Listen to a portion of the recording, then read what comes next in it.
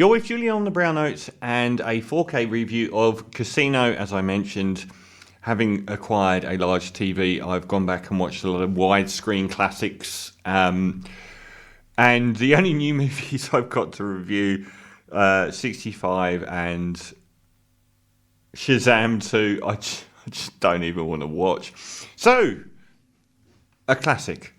Casino. Now, Martin Scorcese's position in the populist culture as he is today isn't actually where he was for half his career.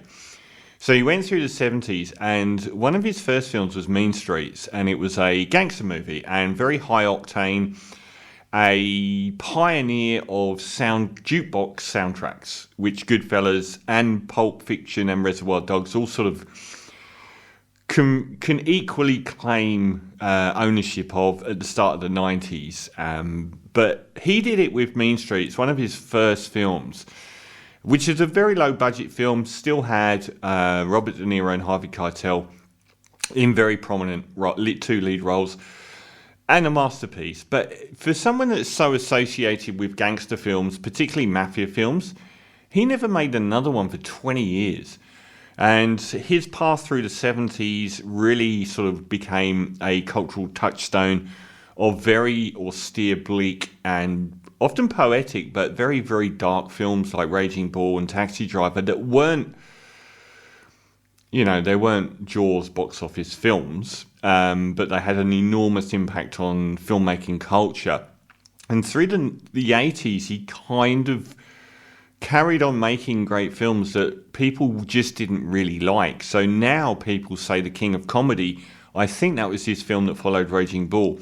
Now people say that is an incredible film and very influential, particularly with the Joker movie with Joaquin Phoenix and so on. And people love them now, but at the time he kind of tapered away to nothing and almost came back with jobs for hire like The Colour of Money and Cape Fear, which were his probably at that time two biggest box office successes, but critics would say it's not comparable to his self-penned work. These were you've got no more money to make films really because you've gone up a cul-de-sac, and we'll give you a lot of money to make these high octane reboots. One was a reboot of The Hustler, one was a straight remake of Cape Fear. I've always thought The Colour of Money was terrible, but Cape Fear I think absolutely outdid the original, which was iconic but not amazing. But everything changed when he did Goodfellas. For me, I would put that ahead of The Godfather and Once Upon a Time in America as the greatest gangster film of all time.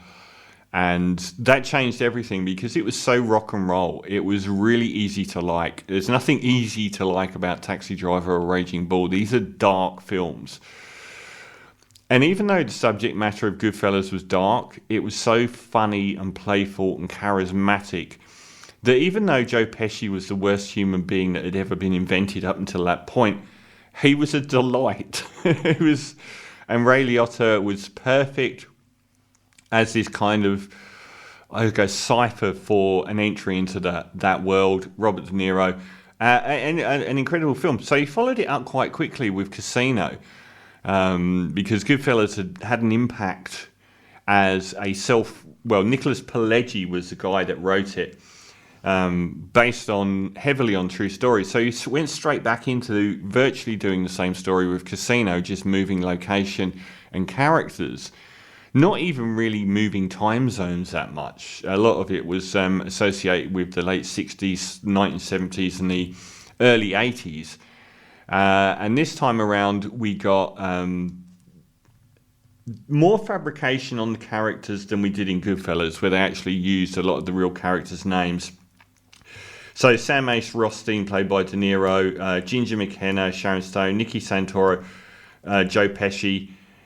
These are all made up aliases for approximations of who they really were in real life. Nicholas Pileggi wrote it again with Scorsese.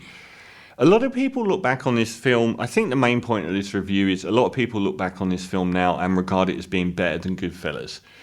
And at times I have felt the same. And when it came out, a lot of the problems that people had with it critically, even though it was an outstanding film, is how closely it hewed to Goodfellas. That doesn't matter as much now. And Scorsese's done a lot of gangster films since Goodfellas. There was an air of him having gangster films in his filmography when Goodfellas came out, but like I said, Mean Streets and Goodfellas were 20 years apart. But then you got Casino, The Departed, and recently The Irishman, all involved in that sort of New York mafia-based organised crime world with some Irishness thrown into it in the likes of The Departed and The Irishman. Casino follows the Robert De Niro character as a lead this time, who is someone that is very good at betting, and he does the bookie shops for organised crime, and ends up being placed in, I think, the Tangiers casino. So I went to Vegas last year, and I bloody hated it. I don't even know if I want to go back. But this was the era, and I think that's one thing that it really does celebrate, which is an era of Vegas which doesn't exist. It's become very corporatized. I think there's like 3 of the main casinos own all of the casinos in Vegas. They're just these giant conglomerations, and everything is, maxed out to get every cent out of you they can, but it's all got very expensive, and it's not like you used to, you're going to sit down and get free drinks because you're playing a game. I reckon COVID put a stop to that, because that did not happen when I went. It was very expensive and pretty cynical, but this is the era where people who were mobsters would walk into the casino and that whole thing. So his friend from home, Joe Pesci, plays Nicky Santoro, who is an incredibly violent sociopath, very much close to the character he played in Goodfellas. Pretty much identical, except he rises to the top of his particular world. So he arrives in Vegas to help out the Robert De Niro character, who's running the entire casino. And all of the casinos were built with hundreds of millions of dollars of loans from the Teamsters Union, and the Teamsters were intertwined with organised crime. We saw The Irishman, which was all about the Teamsters, with Al Pacino playing that character. And they basically used their pension fund to fund a lot of the building of these casinos, all of which have pretty much been knocked down by these conglomerations that took over after the 1980s. And along the way, Sharon Stone turns up as Ginger, who works basically robbing all of the high society clients. She's known for her charm and beauty, and she's somebody that's really well liked on the strip as a superstar of the strip in Vegas. And she basically, she wants a cut of your winnings. She's going to take you around Vegas, show you a great time, but she wants a cut of anything you win. So De Niro becomes obsessed about her, and I guess the main storyline of Casino is the love affair between Robert De Niro and Sharon Stone, and how it is fated to go horribly wrong from the very beginning.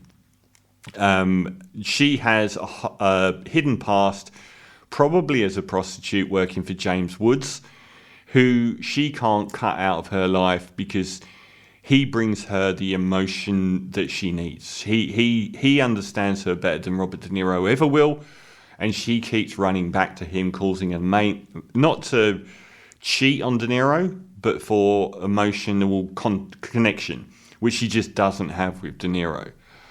He basically says, I'll set you up for life, be my wife, and there's nothing. It's a very contractual obligation. And she's a wildcat. She can hold it down for a while, but in the end, that side of her, which is represented by James Woods' conman pimp that roams around in the background, will always come to the fore. And De Niro thinks that he's going to become a member of high society. So we get a broadly similar film to Goodfellas, but one made with a lot more money and class. And I think people watch this film now and think that it is better than Goodfellas. I'm here to say that it isn't. And I have felt that a lot. Scene on scene, you could definitely go toe to toe with Goodfellas, and in your memory say that it's better. The acting from De Niro, I cannot believe how few Oscar nominations he has actually got since the start of the 90s. How he didn't get an Oscar nomination for this, it's a much more wide-ranging role than the one that he played in Goodfellas. I think the Joe Pesci character is also more wide-ranging than the one he played in Goodfellas. Again, I don't think he got nominated for anything. Sharon Stone did, probably her career high. And a lot of this film has the most crushing marriage breakdown stuff you'll ever see. It's really raw and heart-wrenching. And how De Niro didn't get more acclaim for his performance, I just don't even really know. The thing that is the problem here, at 3 hours long, I would say 2 hours of it is a 10 out of 10 equal of Goodfellas. But there's a good hour in here that's either downtime or repetitious or highly... overall, there was too much when it came out that was redolent of Goodfellas. And now, looking back, you have to say that Goodfellas did it better. There's no scene in Goodfellas that isn't iconic to a degree or memorable or propulsive. I feel like Casino at times drops down to sort of telenova sort of status where either things are very reminiscent of Goodfellas or repetitive inside the film or go on too long. I wonder whether there is a much longer screenplay for Casino, because I don't think that overall sometimes when films feel too long, that's because they have left out bits that would have made those parts worthwhile. And I wonder if that happened with Casino, because it's up to 3 hours long. And I think an hour of it is downtime in some way or form. And it doesn't have the propulsive nature of Goodfellas in that you leave a situation behind and build on to the next. It feels like you're in a holding pattern for a lot of the movie and delve back into different things. There's a point where De Niro's character says how Nicky is now the king of Vegas. But we spent the last near hour and a half watching him become, on the FBI's most wanted list, interviewed by the TV networks all the time. And you think, well, what happened then? How if he's nationally famous at that point, what's happened to make him even bigger? A lot of it feels like it's existing at the same time all the way through, whereas Goodfellas moves dramatically through different time periods and different eras of their character, whereas I feel like this is a lot more in a holding pattern. I'm really putting holes in something that is a masterpiece of sorts. And yeah, like I said, that a lot of the individual scenes here are just magnificent. The music, which is most memorable from this film, comes from a Jean-Luc Godard movie called Contempt. And it's the one that plays in one of the many brilliant iconic scenes when Robert De Niro goes to meet Joe Pesci in the desert and says, normally I go to meet him, I'm going to come home. Today I'm going to give it 50-50. And it's got this incredible music. It is actually from a different film. I don't feel like, in Goodfellas you can ascribe a lot more of the scenes to the songs that are used, whereas here, less so, I think, a bit. There is an awful lot of it that does feel like the studios come along and said, can you make Goodfellas again for us? It does still feel a bit like that. The scenes that are really good are classier than Goodfellas, and the costumes in it are amazing. All the suits and everything are just absolutely stunning. The production design is obviously a lot higher in quality. Although saying that, everything in Goodfellas, the production design was perfect. It's just a bit more luxurious here. And some of the, there's a lot of talking about, the way casinos work and everything, which is really interesting. I don't know if it's an essential part of the screenplay story-wise. So there's a lot of sort of talking through, how different parts of the casino function, and all of that is great, but it does drag at times. It really does.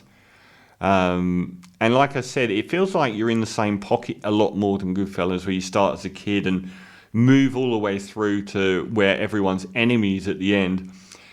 they're almost in that same pocket of the tension between De Niro and Pesci and Sharon Stone for the duration of the movie in one stage or another. But it's a great film. It's beautifully shot. Everything about it is super classy. Even the title sequence by Sal Bass, who did virtually every title sequence you'll ever remember, is magnificent. So probably be surprising that I'm only going to give Casino a 9 out of 10, and that is because staring at it and watching it and acknowledging the bits I forget, which is that there is downtime, repetition, and similarities which don't necessarily need to be there with Goodfellas, and a lot of being in the same pocket emotionally, which can drag. I'm going to give it a 9 out of 10. This is Kate Bush, for no apparent reason. Experiment 4.